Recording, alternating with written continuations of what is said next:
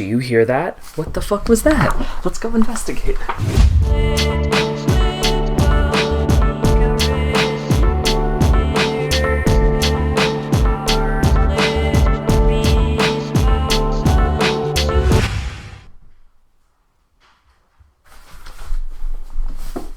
Oh my god, so many bloopers. Hello, Internet. This is Olin from What I'm Listening To.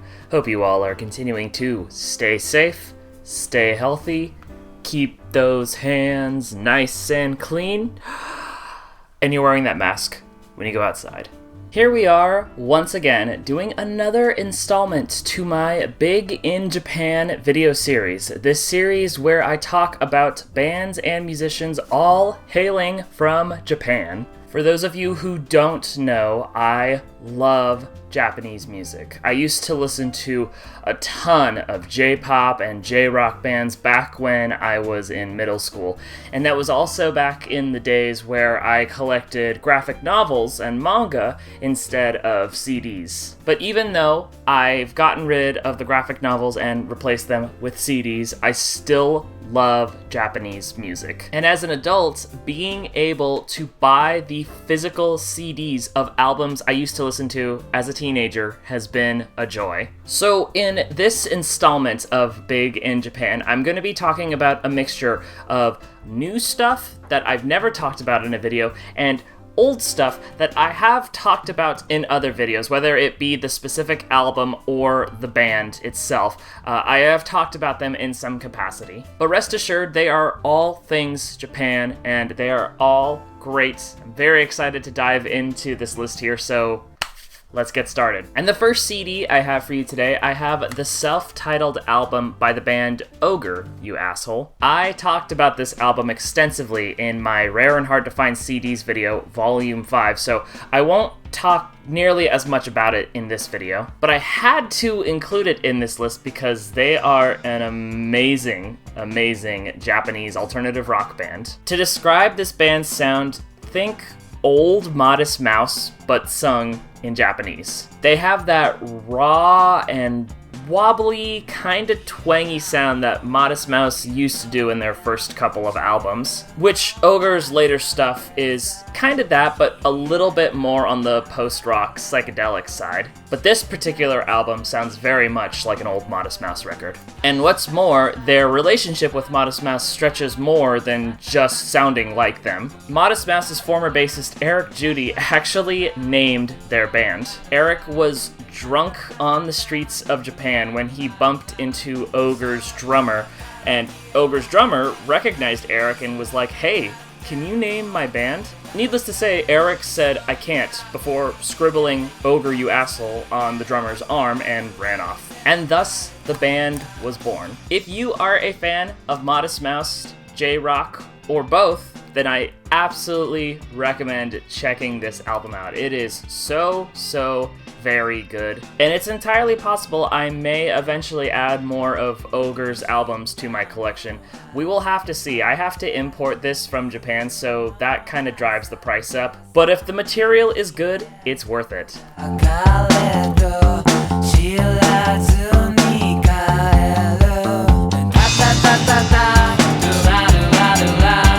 The next album I have for you today, I have Pink by Boris. This band is legendary. They started making music in the 90s and are still releasing stuff to this very day. And because of that, their discography is very lengthy, and every album seems to take on a different sound. When they started out, they were doing hard rock, hardcore punk, stoner rock stuff, and over time they started branching out by doing doom metal, ambient, drone. I think they were doing some shoegaze. They were even doing some dream pop stuff. They were all over the place, and some albums were considered better than others, but this album is considered one of their best. On Pink, they experiment with fusing noise rock, stoner rock, and doom metal all together. Very chaotic material, but still very fun to listen to. And I actually brought this album up on my first Big in Japan video, but that edition I talked about was different. that was the Southern Lord US release, which had different album art. This is a reissue by the label Sargent House, which retains the original Japanese artwork, as well as includes a bonus disc full of extra content. The second disc is called The Forbidden Songs, which I think is just more stuff recorded during the Pink sessions. I'm actually not entirely sure. I mostly bought this because I haven't heard this album in a really long time, and I haven't listened to the second disc, so I thought, I want to re-experience this album because I remember really liking it on my first playthrough, and I have new content to listen to, so it's a win-win. So yes, if you want some Japanese doom metal noise rock, this is your band. And you should also go explore their other albums. They have a ton of great stuff. I'll leave a link in the description to a flowchart you can use to kind of figure out where to go from here. But this album is definitely essential to listen to.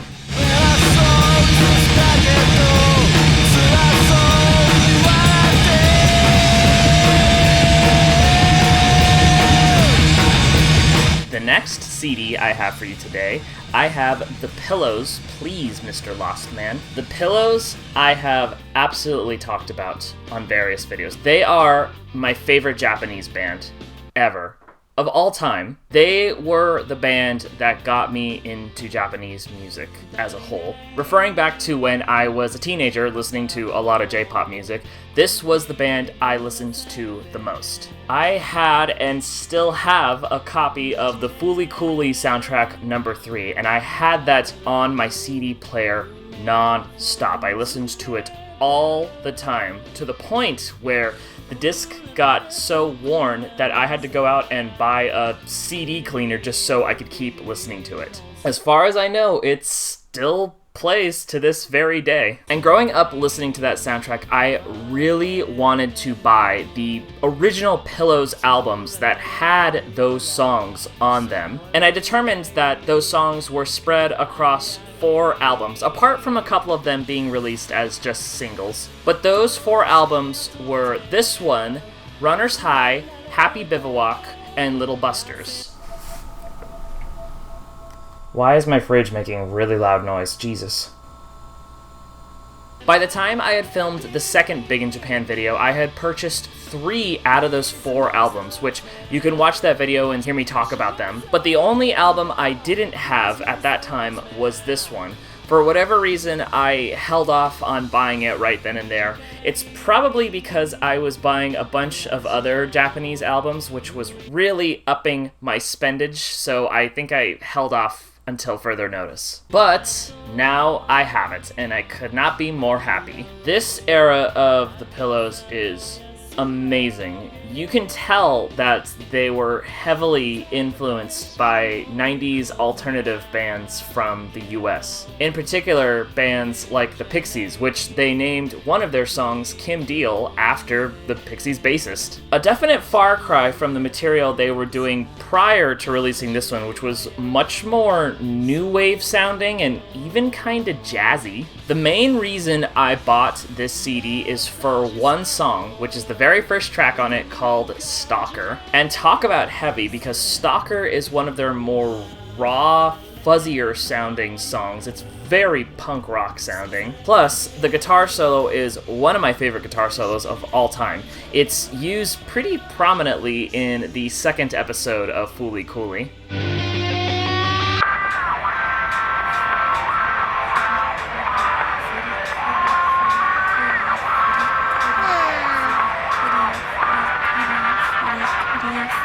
Aside from that song, I haven't listened to anything else off of this album, but I figured if they sound anything like Stalker, then I'm sure I'll love it. So if any of the members of the Pillows are watching, I love you guys. You guys are the best. You have no idea how influential you guys have been on me. I hope one of these days I get to see you perform live. Maybe, if this pandemic eventually stops, but we'll see.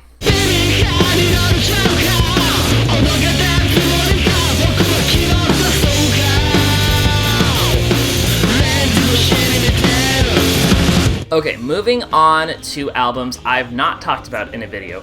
The next album I have for you today, I have Maximum Implosion by Zeni Geva. I think that's how you say their name. These guys are a noise rock band that started making music in the 80s, and this is a compilation of two of their releases. We have Nai Ha, which is one of their studio albums, and we have All Right You Little Bastards, which is one of their live albums. But what they have in common with one another is musician and producer Steve Albini was involved with them. Steve produced and engineered Nai Ha, while All Right You Little Bastards, he actually performed live with the bands. In fact, on that album, they do a cover of Kraftwerk's The Model in the style of Big Black's cover. She's a model and she's looking good. Model and she's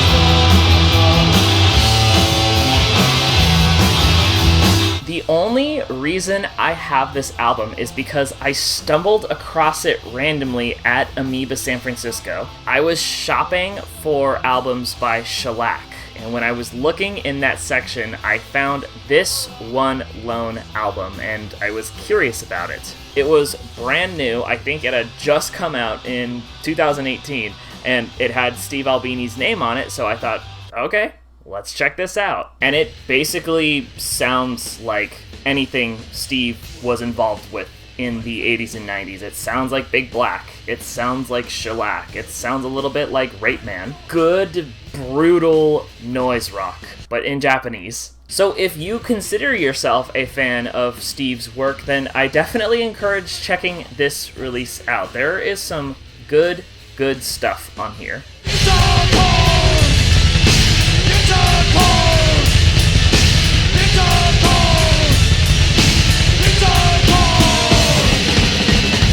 Going into a bit of a different direction, the next album I have for you here is Holy Letters by L. L is a pseudonym for the musician Hiroyuki Usui, who is a very, very underground psychedelic folk musician. And not a whole lot is known about the guy, apart from this being the only album he released as L. Very, very, very limited copies of this album were originally released in 1994, mostly to be given to friends and family members. But in 2005, the good people at the VHF label reissued the album with some bonus tracks, and it got a little bit more attention. Compared to the previous albums I've talked about, this stuff is much more mellower and a little bit more experimental. Lush, soft guitar strums, sleepy vocals, a slight incorporation of field recordings, and all kind of delivered in this sort of drony fashion. It's simultaneously strange but beautiful sounding. I've seen this album compared to the works of Popol Vuh, Ben Chasney of Six Organs of Admittance, and even Tim Buckley. But it's overall a very, very lovely album that I absolutely recommend checking out. Big props to VHF for making this album so easily accessible. I think this would have faded into complete obscurity if they hadn't done the reissuing, so kudos to you guys.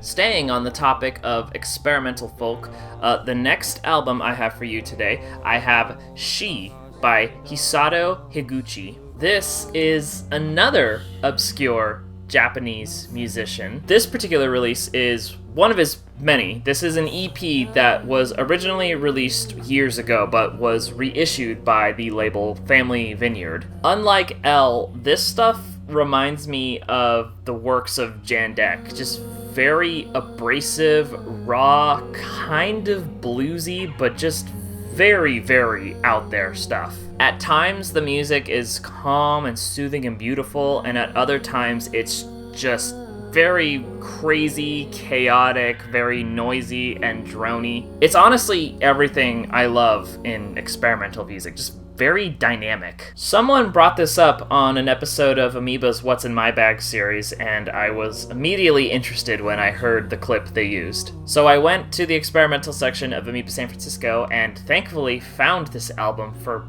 practically dirt cheap. So if you need some lonely, dark, kind of spooky sounding Japanese folk, then this right here, this is the stuff.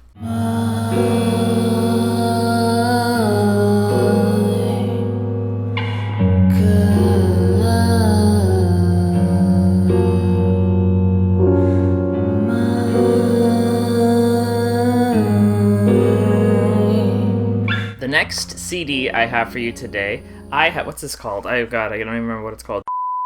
The next album I have for you today, I have Dr. Head's World's Tower by Flipper's Guitar. I was initially going to talk about this in the Rare and Hard to Find CDs Volume 5 video, but I decided to actually save it for this particular video. Flipper's Guitar was a short-lived band that was a huge proponent of the Shibuya-kei sound. Shibuya-kei is a micro-genre, I guess you could call it, that came from the Shibuya area of Tokyo. And it wasn't just a music genre, it was just a general style. There was a look to it, there was a sound to the music, but it was very exclusive to Japan, in a very small circle in Japan, I should add. The music drew heavy influence from 1960s Western music. Some songs incorporated a heavy use of strings, very similar to that of Burt Bacharach's music, and others were influenced by British pop music from the 80s, more specifically this band right here. This was the band's final release, which came out in 1991, and it had a prominent usage of samples that was kind of similar to Primal Scream or Happy Mondays. It's a very 90s sounding album. It's groovy, it's psychedelic, and it's a little experimental, seeing as there's some sound collage elements to it. It's a weird record, but it's still very enjoyable to listen to. This is a band I just recently discovered, and the moment I heard this album, I had to acquire a CD. And just to get a little nerdy about where I got it, I managed to find a seller who was from the US, so I didn't have to import this at all. So yeah, very excited to own this CD. This is good stuff. I'll leave a link in the description for you guys to listen to it, because I don't think this is on iTunes or Amazon MP3 or anything. It's well worth the listen. Very fun music.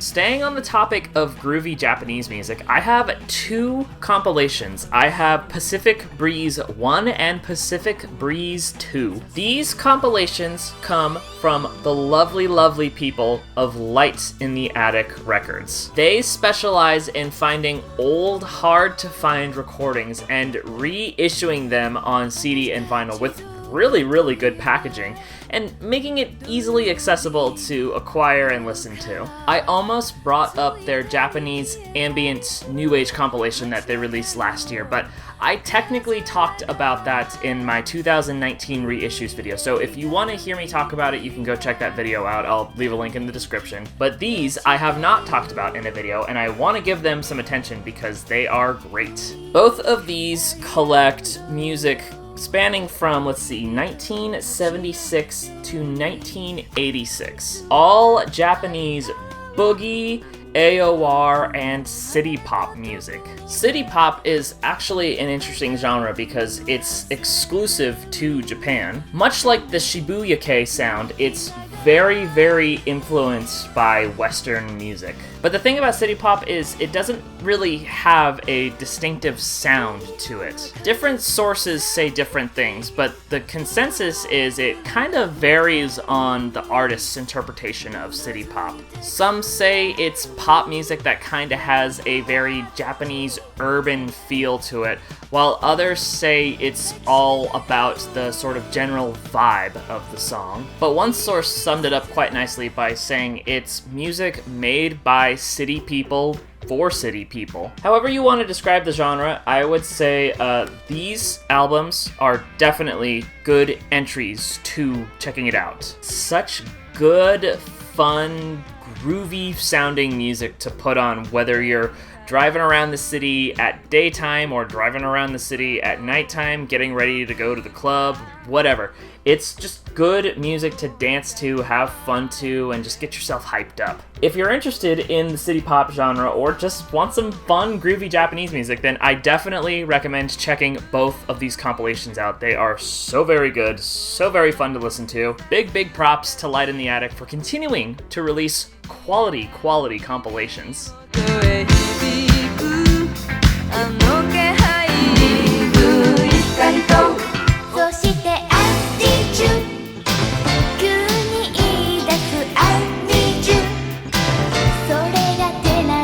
The last two albums I have for you today also come in pairs. I have two albums by the band Maximum the Hormone. This band is fucking crazy, and I love them so much for it. They mix so many different extreme genres together. Hardcore punk, metalcore, funk, just general metal, and even some standard J-pop. And they just create this weird hybrid that somehow works so well. I talked about one of their albums in the second Big in Japan video, and it's easily one of my favorite J-rock albums ever, and I even think it's considered the band's best work. And I recently re-listened to that album for the first time in seemingly months, and I was reminded, man, I love this so much. I need to listen to more of their material. So I went out and I bought these two albums. This album came before that aforementioned album, and this is their latest release. I have not listened to a single thing off of either of them, but honestly, if they sound anything like the material I have heard, I'm sure I will love it. I also want to take a minute to talk about the packaging for this album. This is definitely one of the most uniquely packaged things I've ever put in my collection. It not only serves as the cover for the CD, but it also is a graphic novel. It's got comics and stories and everything in it. Unfortunately, it's in Japanese, so I have no idea what's being said in it, but I feel like I've come full circle with buying this because not only does it satisfy my need for collecting CDs, but it also satisfies my former need to collect graphic novels. Regardless, I'm really excited to dive into both of these CDs. Again, if they're anything like the album that I have listened to, I'm sure I will love these. And you too should check these guys out if you haven't already. They're so wacky and so crazy, but man, they're so good.